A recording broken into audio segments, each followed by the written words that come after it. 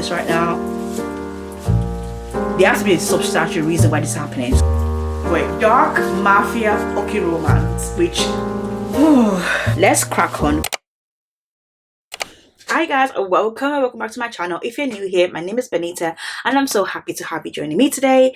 And guys, today we're going to be doing another 24-hour reading challenge. I haven't done this in a while. This is our first 24-hour reading challenge of 2026 and I'm so excited.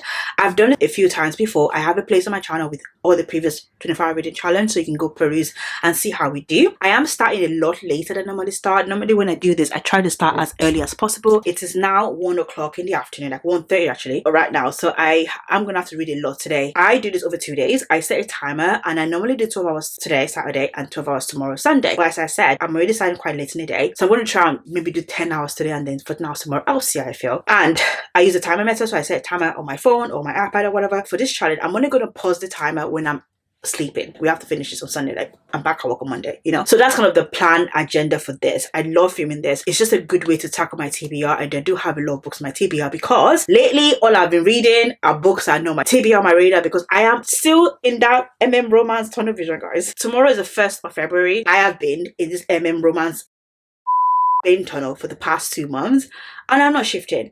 As a mood reader, I can't shift. I have to go with my mood. If I don't read the books I'm in the mood for, I'm not going to read. And speaking of that, we're going to talk about my TBR for this video. It does help me when I shoot 24-hour reading challenge to have a set TBR. Even though I am a mood reader and I go with my mood, it's so nice to have some book active in my radar because that saves me a lot of time debating on what to read at. So it is very helpful. So normally when I do these videos, I read between 3 to 5 books depending on the size of the book. For this video, I'm going to set myself 5 books on my TBR.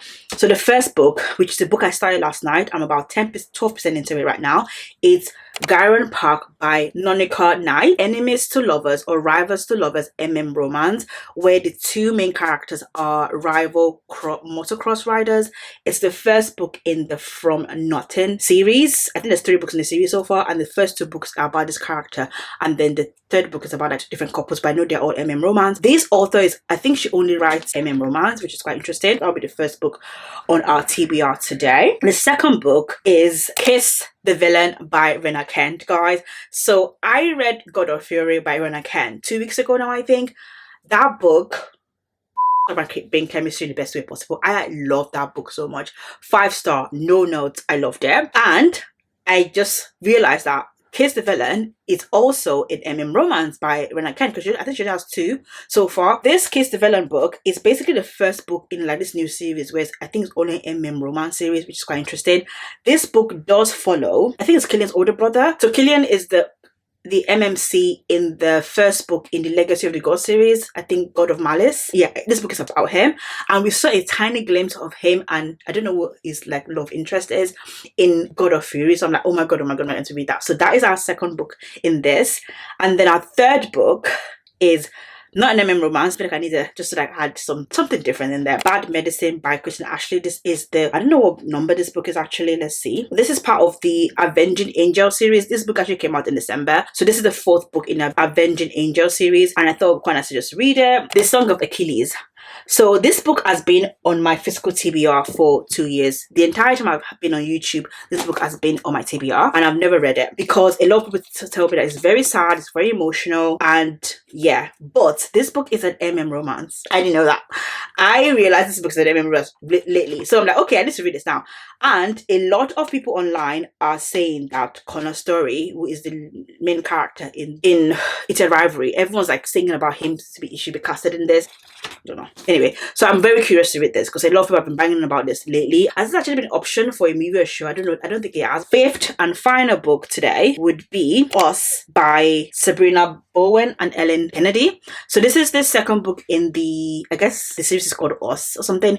It's basically an romance. I read the first book in the series, which is him, last week, and I really enjoyed that. It's like, I think it's a duet. So this is a comedy that follows the same couple, and so that's how I'm trying to just like finish off that series. So those are all the books we have on deck today. That might change depending on the mood and what I'm feeling and what I get from the other books, but we'll see how it goes. Let's crack on with the first book, which is Gyron Park.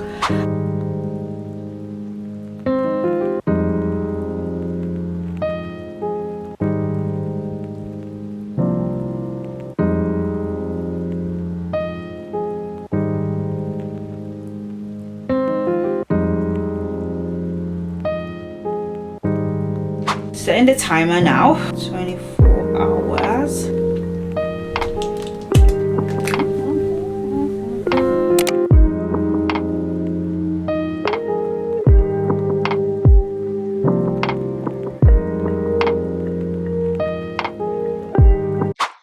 Okay guys, so I haven't been reading for that long, but I just realized I haven't given you guys a bit of a context about this book. So in this book, as I said, we're following two motocross drivers or riders, Maddox and Devon. They are enemies basically, and these are real rivals, not like, you know, they were, I think when they were younger they were a bit close, and then they must have drifted apart. They live in a trailer park and they're meant to be like really, really poor. They have abusive parents and they're both 25, but they still live in their family trailer, and basically every single winnings they make from the motocross goes to their dads, which I'm really, really struggling with, because I'm like, why? I don't know the why yet, because basically they are making, I don't know, they haven't told us how much they're making from this motocross thing, and they're such rival that they have to either be first or second. And I've just read a part now where Devon is basically came second, and his dad, it just bit the shit out of him. So basically, because he lost and it didn't bring any winnings back, his dad went ape shit on him. And then it turns out, I think their parents are also like, as I said, they're abusive, they're alcoholics and stuff. So in my mind, I'm thinking like, you're 25, you're making money, you don't have to. What do you owe these people? Do you know what I mean? So I'm trying to, that is really pissing me off. I need to understand why. I don't know why that. There has to be a substantial reason why this is happening.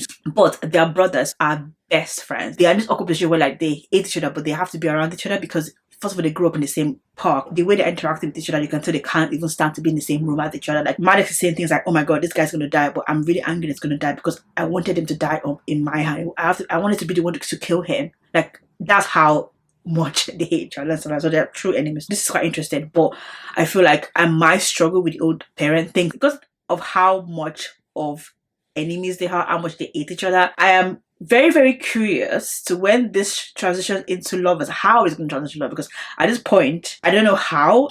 Maybe their brothers are going to be like, but then their brothers have been missing forever, so like that was going to be it, then it should have been that. Anyway, so I'm very, very into this right now. And also, in terms of sexuality, now they're perceived as being straight, because another element of this is that Devon is currently basically stole Maddox's girlfriend, but then it sounds like even though he stole the girlfriend, it's not with her, he just wanted to one-up Maddox. And Maddox said the only reason why I got with this girl because he found that Devon might like her. So it's like basically they're even using girls as pawn in their games. So they're so...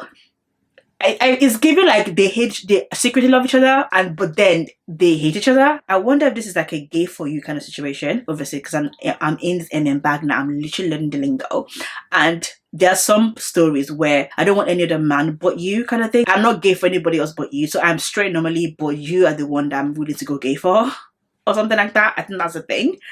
I don't think I've read a book like that before, so I think this might be my first one like that. I'm just guessing here because, again, sexuality has not been mentioned, and I know this is MM romance. We know what sexuality is going to be, so I feel like it's going to be like a gay for you kind of situation. So now I'm just going to crack on.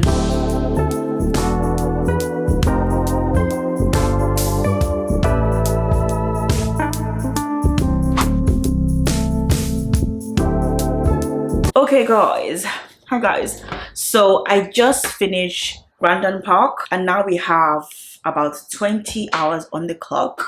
So I read this for about 3.5 hours. So we're doing pretty good on time. And this was actually a okay read for me. I think I got so excited at the start of this because it has so much potential. And it's not a bad book. Like I said, I thoroughly enjoyed it. But then fully, like I think I told you guys earlier that I was really waiting for the why.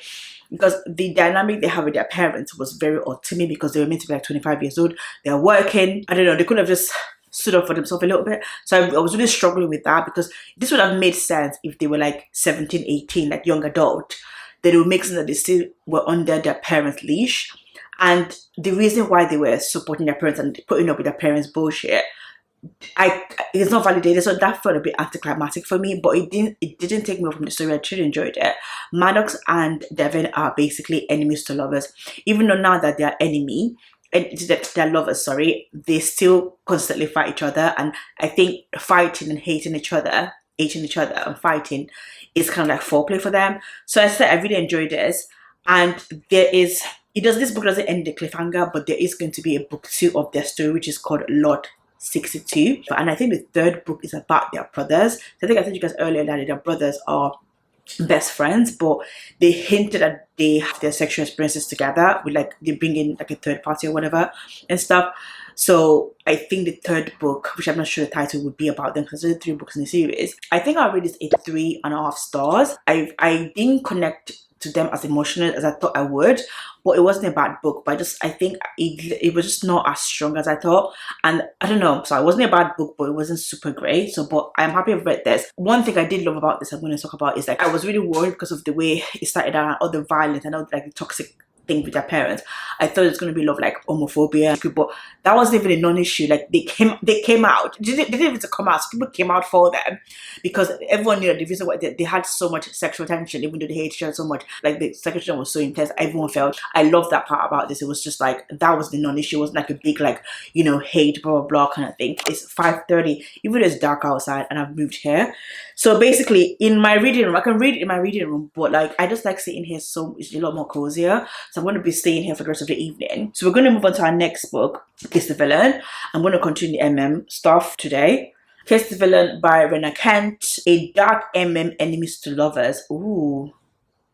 And basically, this is not part of the Legacy of the God series, but it's a spin-off from that series. And this book happens within that world, I think. Oh my god, it's a teacher and student relationship. I didn't know about that. So in the Legacy of God series, the first book in the series, God of Malice, Killian, the main character, he has a brother, but in the book they made him seem like Killian is like the is like a bit of a psychopath or whatever, and his brother, which I just said his name, I've forgotten again.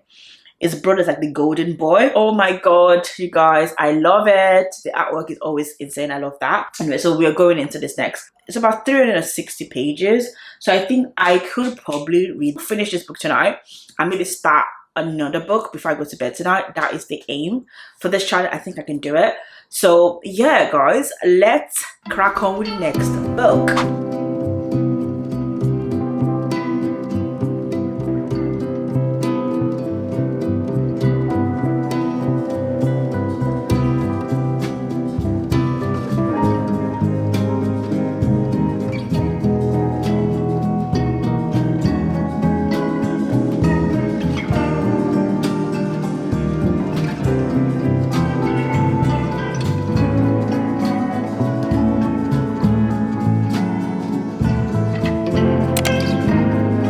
There's now 3 secret society, right? So King Yu, it's weird.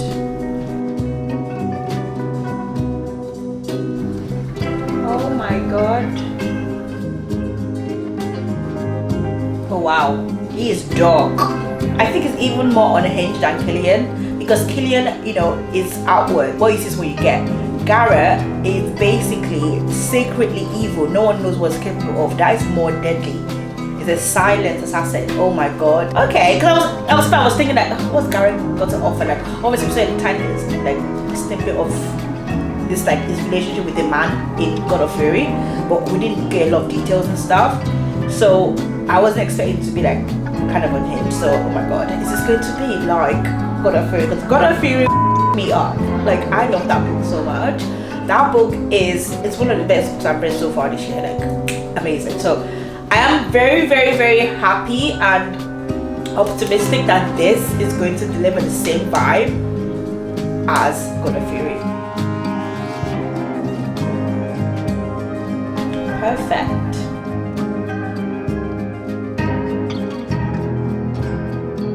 Wow.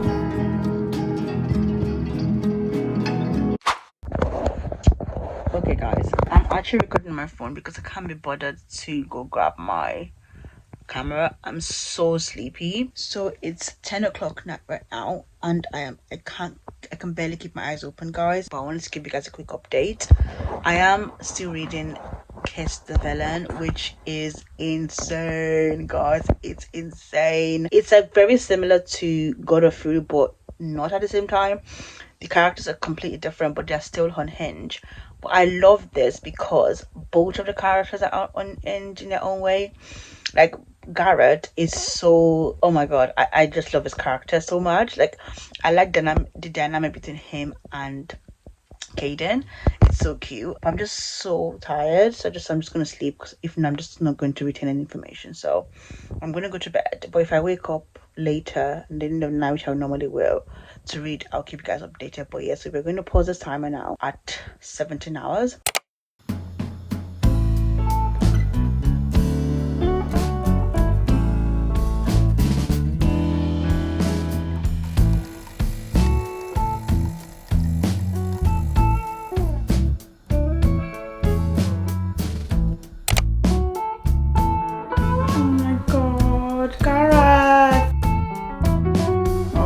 No, don't do this.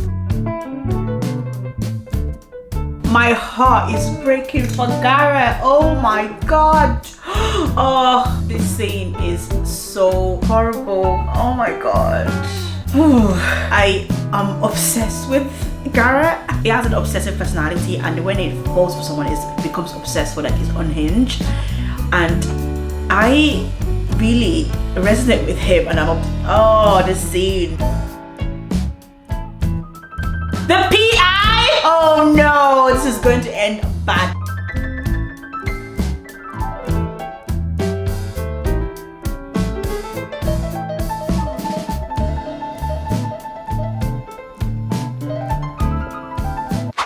Okay guys, wow, good morning. It was a good day. Well, it's afternoon now, it's like 1 o'clock right now.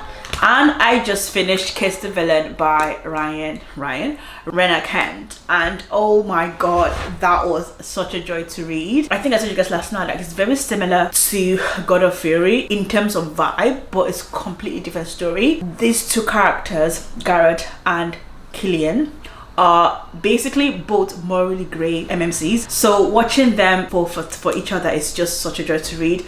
And I had moments in this where I just like, it was so cute. I was kicking my feet giggling because I just love their relationship, even though they are both toxic AF. I love how unhinged and obsessive Garrett can get. For some reason, I found that so endearing. So this kind of gave me what I needed. And now I have to find more books like this now, because what am I going to fucking do? I would say that, well, if you're familiar with Rena Kent's book, I don't have to tell you this, like obviously the dark romance, so there's some things that are triggering. So if you don't like dark romance, this might not be the best one for you. Like there's consensual no consent, and that's what I think she does a lot in a lot of our books. So yeah, this is a 5-star as well. This is a 5-star because I enjoyed it. Like God of Fury is still like top tier, but this was a very close second. Actually, I don't want to compare them because they're completely different. The experience I felt, that feeling I felt is still there, but like separately, like different even. So yeah, this is a 5-star read, guys. I am obsessed, and it's so funny to me that with Rena Kent's book, like some of her books I love them. Like I wasn't a big fan of the Legacy of the God series. The only book I gave a 5-star in that series was God of Fury, and the other ones were like between 3 stars, I think, like 3 or 3.5 stars to 4 stars or something like that. We have 11 hours left on the clock, and it's 1 o'clock, so I'll probably be reading to like midnight. So the next book I want to read is not on my TBR. I know I am going off the TBR, but there's a reason for it. So basically our next book is going to be Beautiful Venom. If you've read Kiss the Villain, you know why this book is the next book, because the MMC this book had a cameo in Kiss the Villain. His name is Kane. He is Caden's nephew, and Kane is described to be similar to Garrett in a way that he has this like facade of being the golden boy, like, you know, Prince Charming, nice guy, but deep down it's like Garrett. He has like a deep, quite dark inside. Basically, I am curious because this is a dark occult romance. Dark mafia occult romance, which I have not read before, and I didn't even know this combo could happen, and I'm like, I need to read that next. So that's the next we're going to read. We're going in with Rena Kent, make a cup of coffee, and then we can crack on with this, guys. Oh my god, I'm so excited.